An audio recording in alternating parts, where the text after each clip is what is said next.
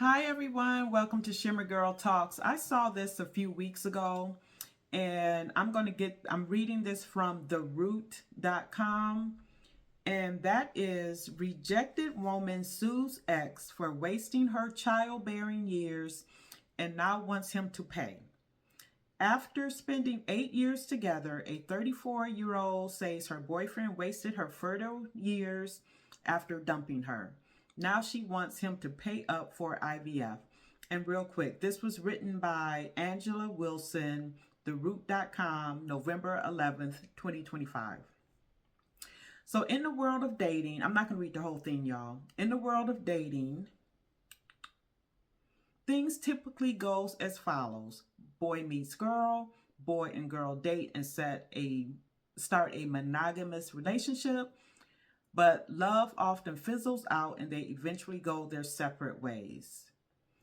Here's the thing: it used to be boy meets girl, boy decides he wants to marry girl, and then they get married and then they start their family. This indefinite dating of more than 2 years is a new phenomenon. And when I say new, I'm talking about within the past 30 years. You all have to understand, I'm 50 plus, I'm Gen X. I remember there was a time, I was a kid, but there was a time when people dated 3 months, 6 months, a year, and then they got married. Somewhere 30 years ago, women started shacking up with boyfriends. Women started having children with random men, boyfriends, men that they weren't committed with, men who they were committed to. And to me, if you're not married to the man, you're not committed. Unless you guys have an agreement that, okay, you're my boy, you're my girl, we're not going to get married, but we are together.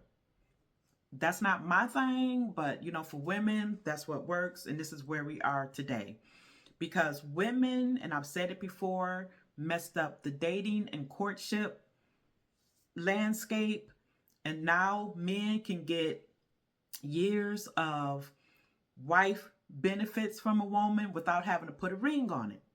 So again, they can get sex, they can get children, and they can string a woman along for however long she allows herself to be strung along.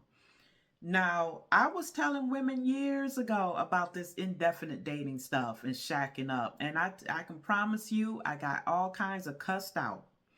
So this is a route that many women want to go until they get to this point where the man either dumps her and moves on, or she gives up and walks away from the relationship.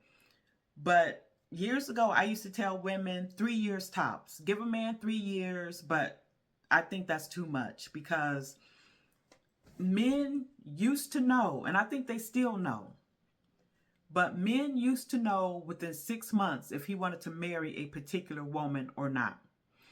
And I do believe men still know this in their heart.